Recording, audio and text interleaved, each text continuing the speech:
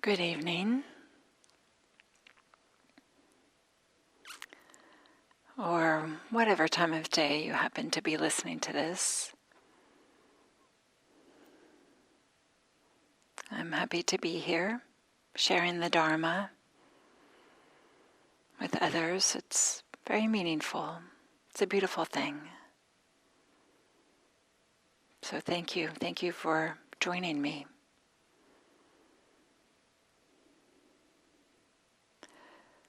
So we'll begin with a guided meditation. And for this meditation, just allowing yourself to get settled, kind of arriving here into this moment.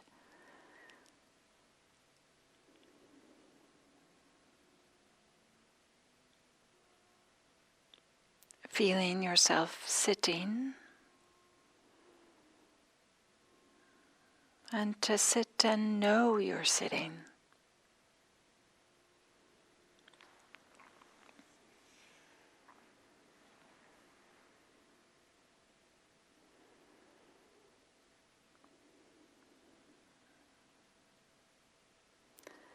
Maybe connecting with the felt sense of having the chair or cushion, the pressure against your body. Perhaps the feet touching the ground.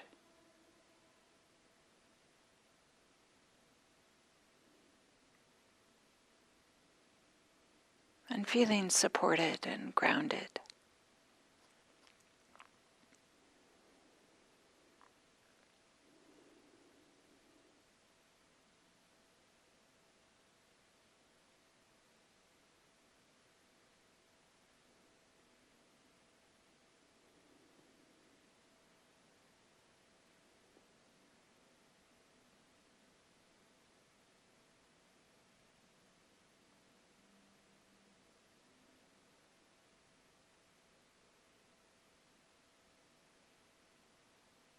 Maybe doing a little bit of a body scan, checking into those places in which there might be some tension or tightness.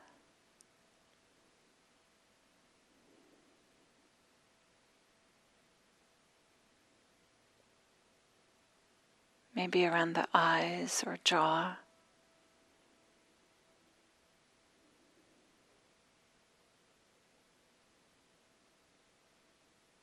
The shoulders.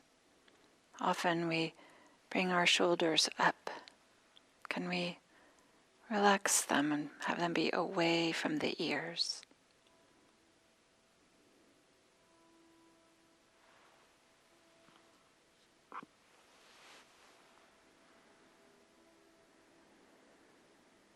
And the chest,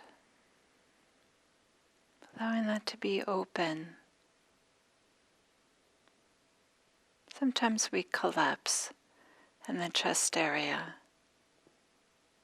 Can there be an uprightness, an openness that's very easy and comfortable?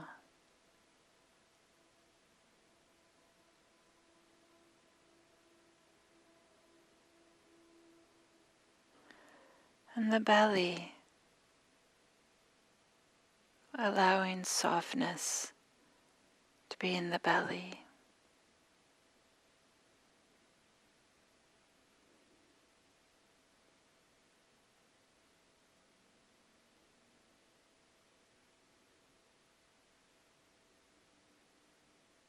And then resting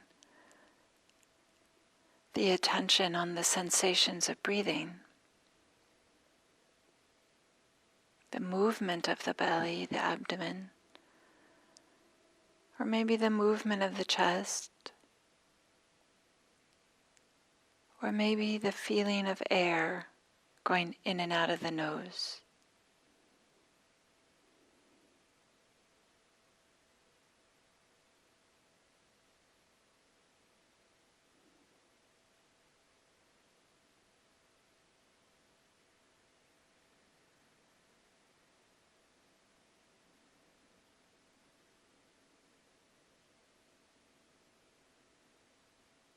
the relaxed, easy way.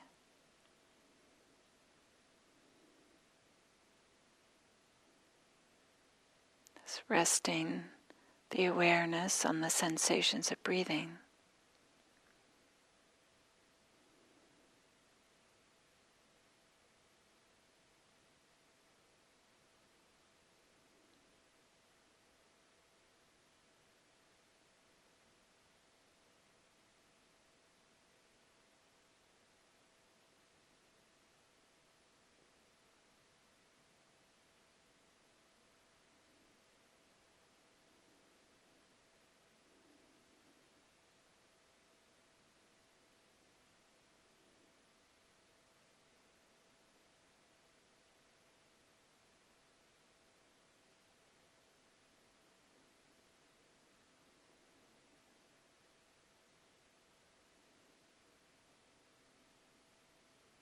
And when the mind wanders, we just very simply, gently begin again with the sensations of breathing.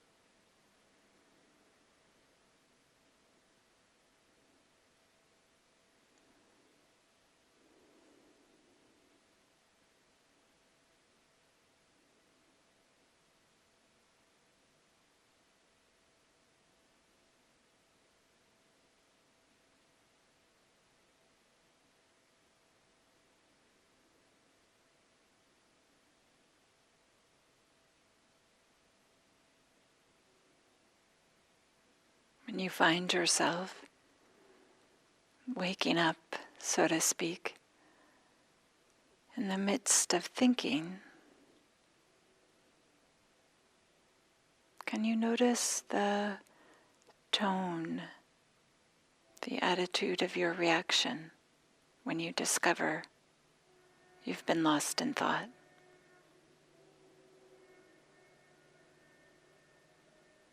Is it a tone of, oh, okay, that's how it is? Or is the disappointment or blaming or harshness?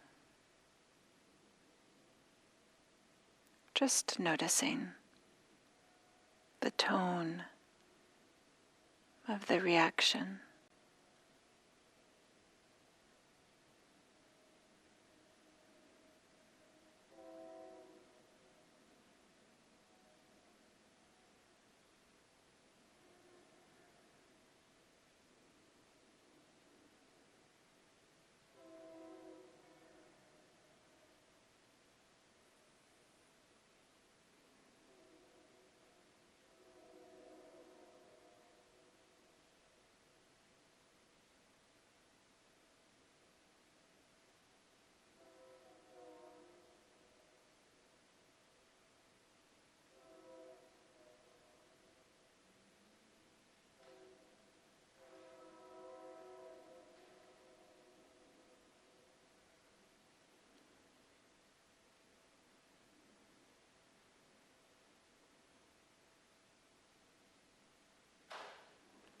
Maybe there's an uncomfortable bodily experience, pain in the knee, maybe the back is uncomfortable. What is the tone towards that experience? Is it one of meeting it with care and compassion? Or maybe there's an attitude of anger and wanting to push it away.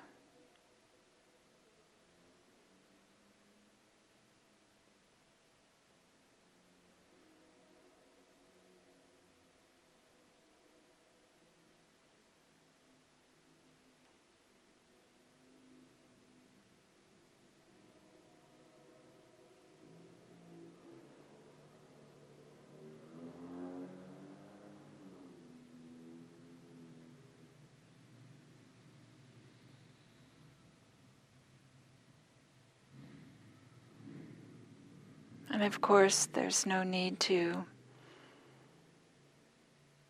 be angry about being angry or be averse to having aversion. We're just noticing what our reactions are when we experience uncomfortableness or difficulties. We're just noticing. Can we hold it as it's all okay?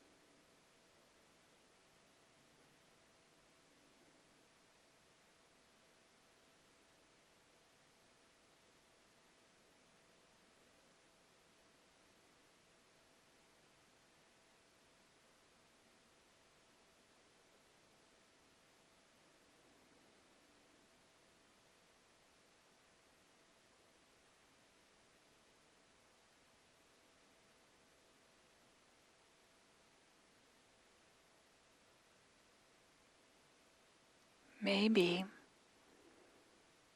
when there's an uncomfortable sensation or you discover you've been lost in thought,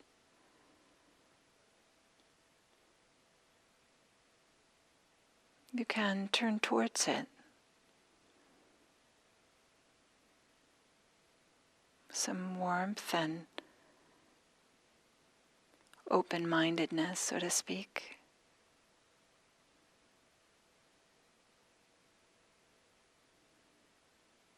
And bring some mindfulness to that experience, that difficulty, that uncomfortableness.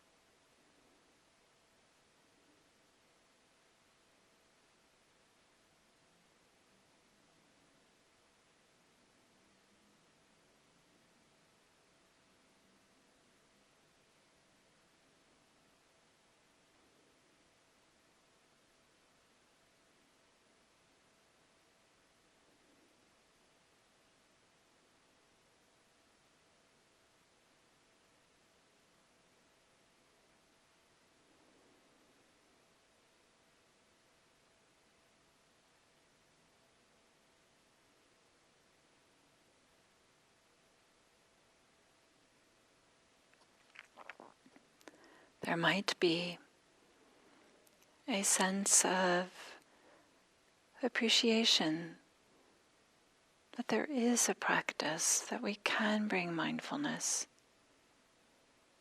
to difficulties.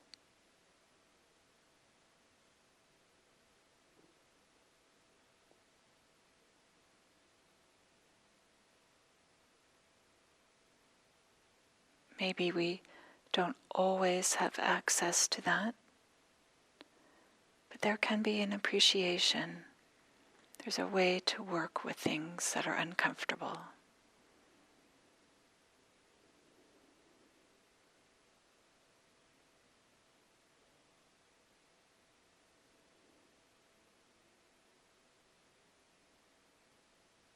And that way begins with just being aware that it's uncomfortable.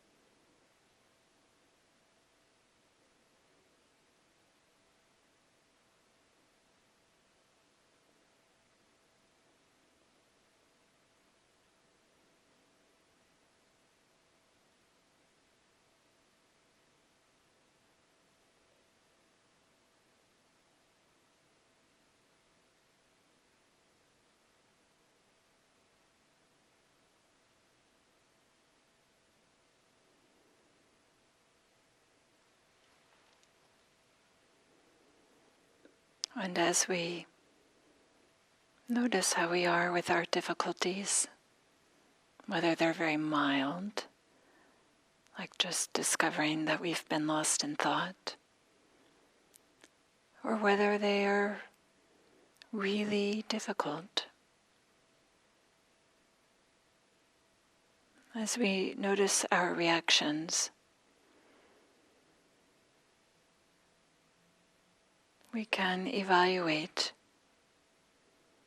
whether there might be other ways that are more supportive of finding our way to greater freedom and helping others find greater freedom.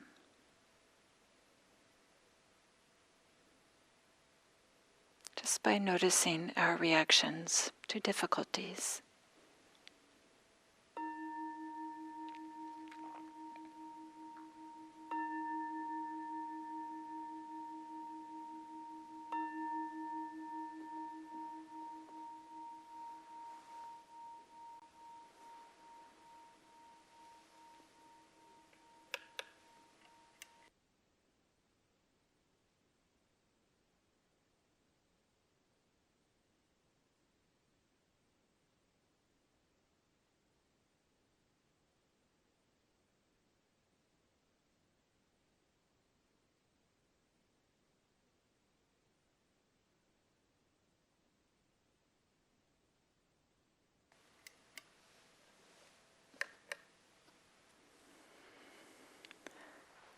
Good evening again, for those of you who were also here for the guided meditation.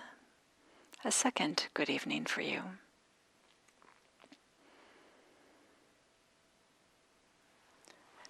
As we follow this path of practice, as we begin to meditate, as we begin to learn more about the Buddhist teachings, it might seem that our difficulties, our sufferings, and tonight I'll use this word suffering to just as a generic word to represent a really broad range from just tiny, mild, little irksome things to really awful experiences. I use the word suffering or difficulties to encompass this whole range. And as we begin a meditation practice, we might notice it seems like maybe our difficulties or our sufferings are seeming to increase because we are no longer hiding from them or hiding from ourselves. It may seem that there's more and more difficulties, and we might have this feeling like that, wait, this is going the wrong direction.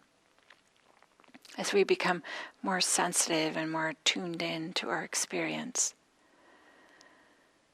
But I'm sure everybody has discovered, or will discover if they haven't already, that along with this increased sensitivity is also an increased capacity to be with things that are uncomfortable, as well as an increase in the number of tools, the ways we have to work with things that are difficult or uncomfortable. So when we set out to awaken, to become free, to find greater happiness and ease in our life, of course we're going to encounter our unexamined conflicts we might have within ourselves, our fears, maybe some confusions we have, some unfinished business of the heart, some limitations we might have. And to see this alone can be difficult. Or mind the difficulty itself, but just acknowledging this in ourselves. I don't know who said this, I don't remember, but this idea that greater self-knowledge is rarely good news. Right? The more that we understand ourselves, we start to see some of our unskillful ways that we show up, or some of these repetitive or habitual reactions we have to difficulties that aren't so helpful. And as we quiet ourselves in meditation, these habits, sometimes some of the habits we don't even recognize because they're so habitual, and it's not until the mind is quiet and we bring our attention to them that we start to see how often we are complaining about the mild things, about the big, really difficult things, but to how we often are complaining or blaming. I know I've done my share of both complaining and blaming, and I wasn't even aware how much I was doing it until I spent some time with somebody who complained more than me. And I was noticing, like, wow, this person's complaining about everything. And then I don't know, somehow it really kind of highlighted for me, oh yeah, I'm doing an awful lot of complaining myself. But sometimes we don't even notice. But sometimes, so when we have difficulty, we might have some blame or frustration or maybe a sense of failure, or, our inner critic might get really loud. And then, of course, we want to do some other behaviors to remove that difficulty, that uncomfortableness. And then we find ourselves just running from uncomfortableness to uncomfortableness, just trying to find some ease. So of course, every life has periods and situations of great difficulty. It's not possible, I don't believe, to have this human experience and to not have some suffering, some hard times. And, they show up in different ways, and maybe from some scale, there's things that are more relatively difficult than others, but in some ways it doesn't matter also. In terms of it activates our wish to be away from them, or to complain or blame others or blame ourselves, whatever our habitual reactions might be. So there are two kinds of difficulties. Some are just clearly problems to solve and some actions we can do to take care of it. But many more are problems that we're creating for ourselves in the way in that we are wishing things to be different. We are struggling to make life different, to make ourselves different, to make our experience, our environment around us different, somehow not allowing what actually is to be there.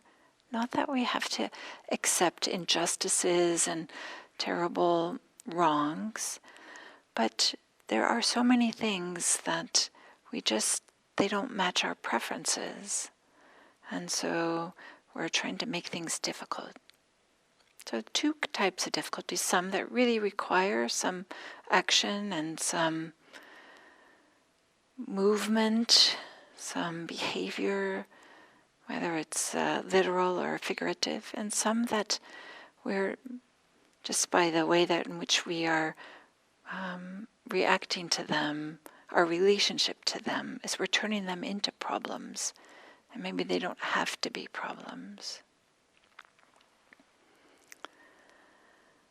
So when we can begin to find freedom in the everyday circumstances of our life, if we see some of these difficulties as places of practice,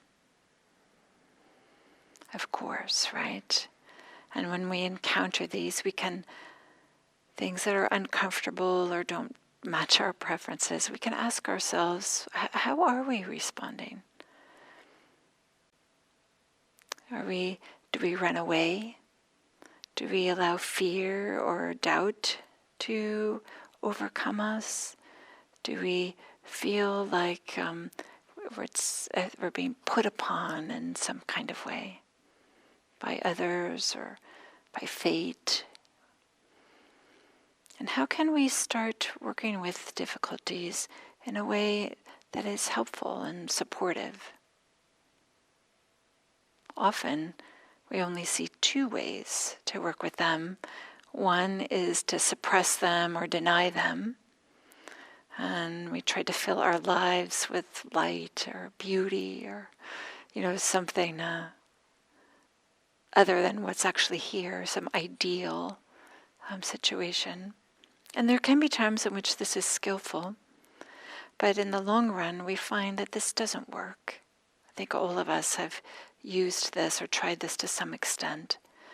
And that is if we try to suppress some of our difficulties, our emotions, our reactions, the disappointment or the fear or the anger, if we're always trying to suppress it, right, we all discover that it shows up in another way.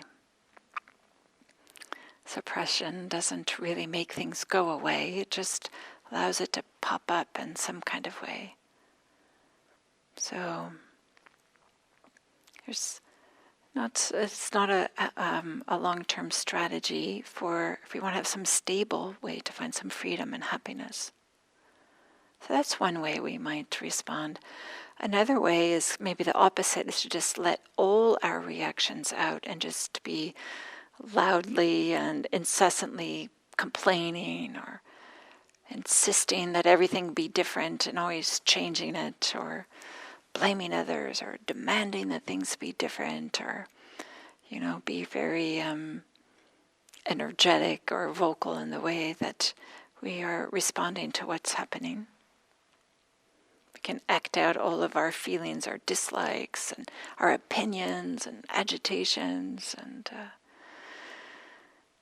if we do this, we'll discover that this will just grow and grow until it becomes actually quite tiresome, and that our reactions themselves become a source of difficulty. We become overwhelmed by them, and we find them really difficult and painful and confusing. So, of course, the third alternative is to turn towards our difficulties. This is what the Buddhist path offers us.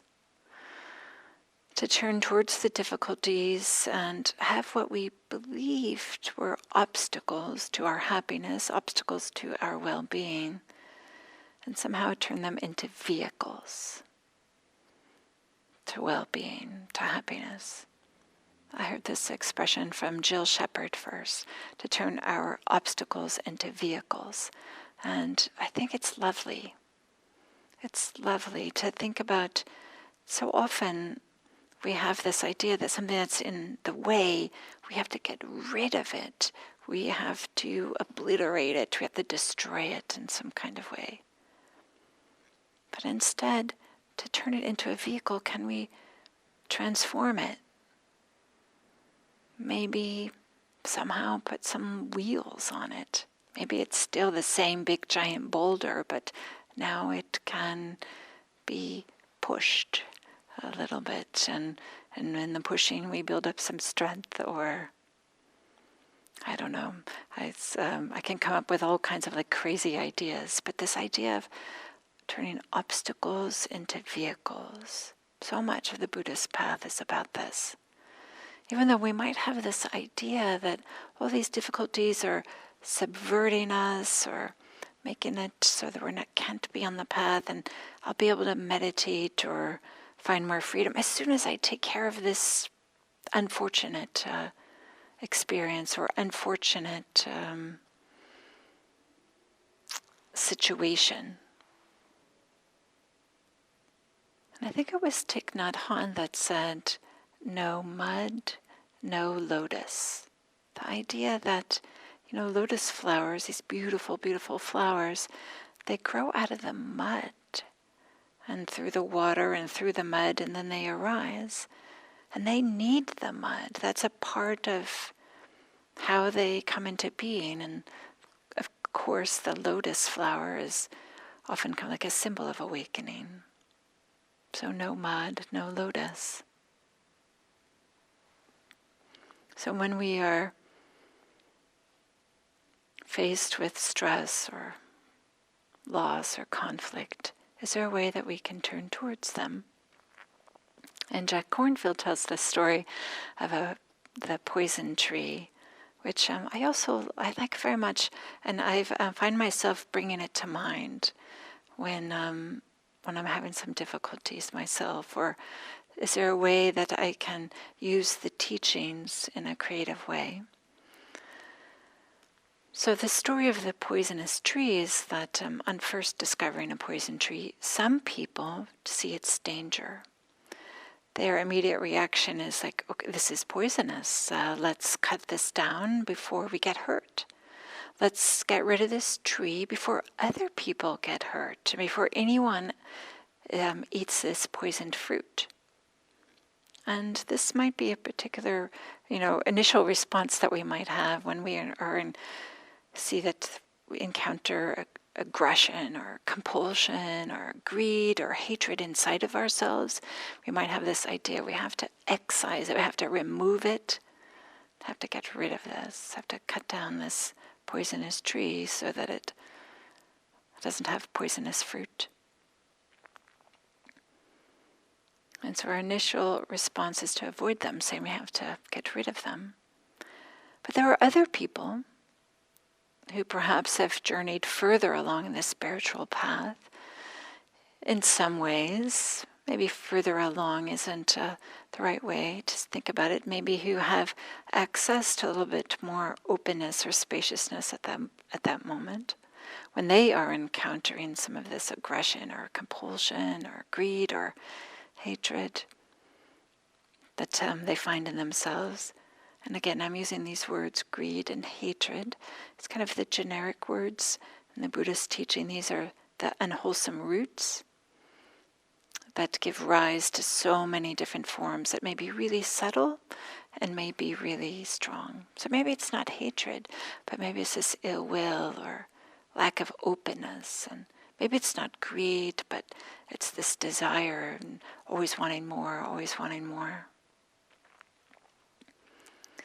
So maybe some other time, the same person or some other people, they encounter this poisonous tree, and they have realized that to open to life requires a deep and heartfelt compassion for all that is around us. And these people might say, well, let's not cut the tree down. Instead, let's have compassion for the tree as well. So out of kindness, they build a fence around the tree so that we won't go and eat the poisonous fruit and others won't go and eat this poisonous fruit. And so that also the tree may have its life. Rather than being cut down, it's just allowed to have its poisoned fruit, but it's just a fence is being put around it. And this is like a profound shift in our relationship to difficulties. Instead of this feeling that we have to get rid of it, it's like, okay, can we open to it and be with it with some open-heartedness and create the conditions in which it's no longer poisonous or harmful to us or to others. And then there's a third type of person who sees the same tree, and maybe it's the same person at a different time, and says, oh, a poison tree. Perfect, just what I was looking for. And this individual picks the fruit, investigates its properties, mixes it with some other ingredients, and uses this poison as a great medicine to heal the sick and transform the ills of the world. So through respect and understanding, this person sees in a way that's opposite to many people and maybe opposite to many of our first initial reactions with difficulties. But this person finds value in the most difficult circumstances. This person is able to make a vehicle out of an obstacle. So this is again another profound shift in which we might be with some of the difficulties that we find in our lives. So in the story of the poison tree, I talked about compassion. And of course, to allow compassion to arise when we face suffering. So compassion for ourselves, compassion for others. And compassion's not the same thing as pity or sympathy or empathy. As many of you know, compassion is one of the Brahma Viharas, one of the warm-hearted teachings, loving-kindness teachings. And compassion is when there's this warm-heartedness, loving-kindness, a sincere wish for goodwill, for benevolence and care. And when this sincere wish meets suffering, then that sincere wish includes the wish for the suffering to end. So compassion is born out of a love and a care, and it's coupled with a sense for the difficulty to end. So one way to react to difficulties is with compassion. Another way is to use these suffering as an opportunity to bring to mind, to use the perspective of the Four Noble Truths. Many of us know that the Four Noble Truths is one of the key Buddhist teachings. That is the teaching that there is suffering, the first Noble Truth. There is a cause for suffering, the second Noble Truth. There is the ending of suffering, the third Noble Truth. And the fourth Noble Truth, there is the path leading to the ending of that suffering. So we can use these as perspectives for everything that we encounter, so that when we are discovering that, oh, here's a difficulty, this is the first Noble Truth, and rather than running away, can kind of align like, yes, it's no surprise. This is what it means to have the human experience. It has suffering, it has difficulties. And if we want to suffer less, it helps to notice when we are suffering. It's too easy to be distracted by our suffering with our preoccupations, or it's really easy to kind of like bounce off, or as soon as we encounter any difficulty, and to not really even notice all the ways that we're ricocheting around or trying to distract ourselves. We may find ourselves doing some unskillful things.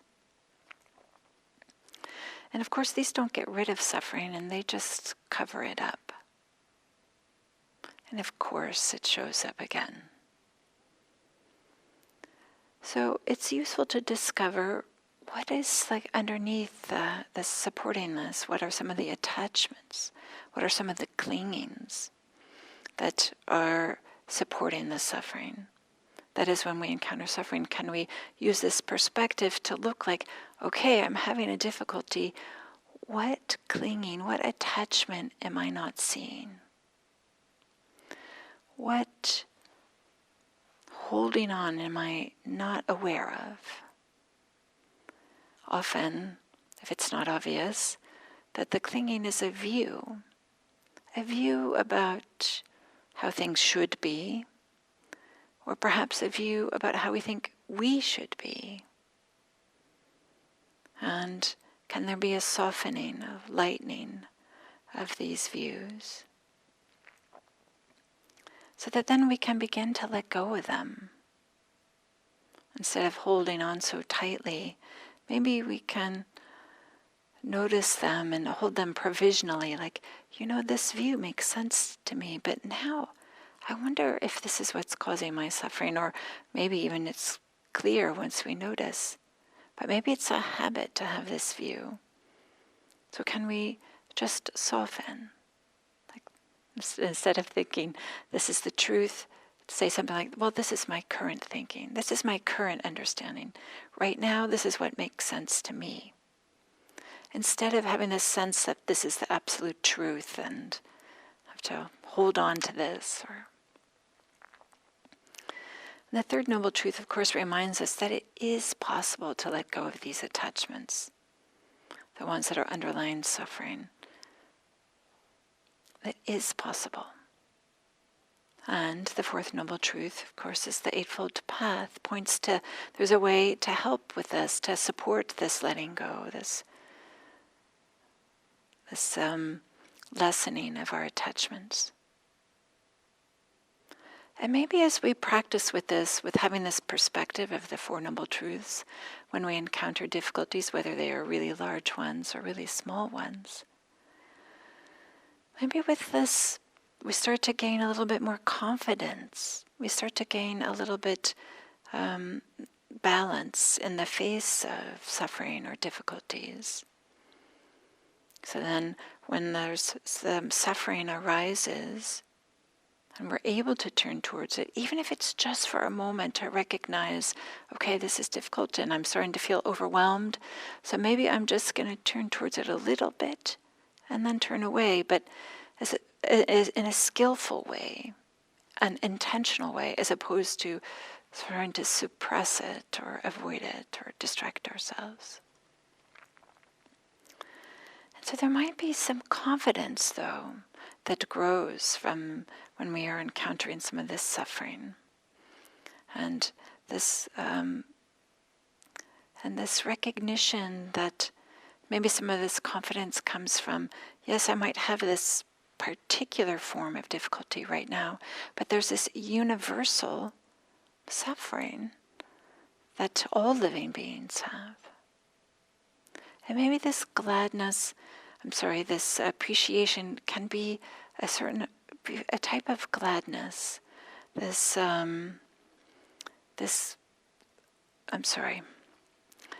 confidence can give rise to gladness. That is, that knowing that there is having an appreciation that there is a practice. Doesn't mean it's easy, doesn't mean it's fast and quick, and doesn't mean it's what we were hoping for. But there's something about just knowing that there's a path of practice that can be uplifting. So with this confidence, there can be a real sense of appreciation. And the sense of appreciation of like, okay, there's a practice, and there can be a way in which we engage with this practice and in an uplifting way. So in the Buddhist teachings, the suffering leads to confidence or faith, and this faith or confidence leads to gladness, a kind of an appreciation. This gladness leads to joy, this uplifted engagement with the practice, kind of an energetic way in which there's a certain delight and in knowing that there's a practice and starting to practice with this. Maybe a sense of relief and energetic uplift.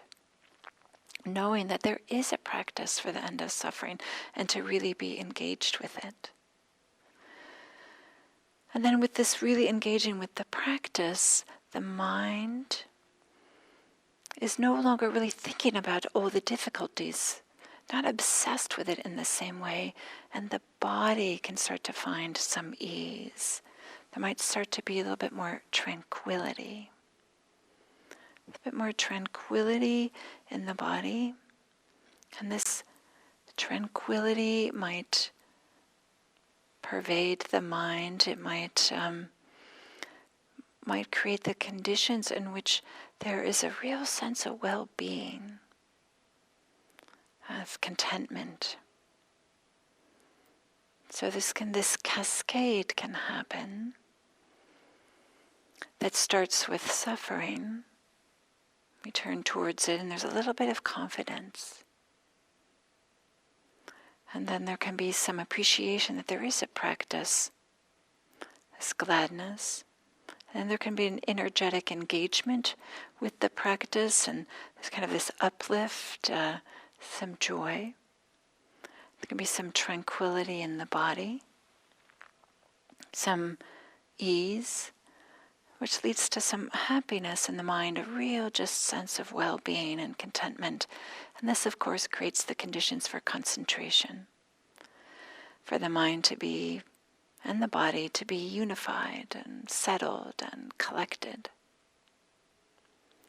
And then when the mind is concentrated or settled, unified, collected, that creates the conditions in which we can see things more clearly. We can see things as they are.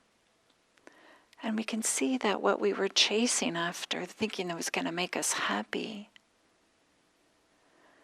actually isn't a source of lasting happiness. There's going to be some disenchantment, some no longer being under the spell. And then with that can be some fading away of the attachment. When there's some disenchantment, it just doesn't make sense to hold on as tightly. And so of course there's some fading away of attachment until it fades away and there's a complete letting go of the attachment. And then there's a freedom, a liberation. And then, after liberation, there's the freedom, this letting go of attachment. There's the knowledge of freedom, the knowledge of liberation, a recognition of what we are free from.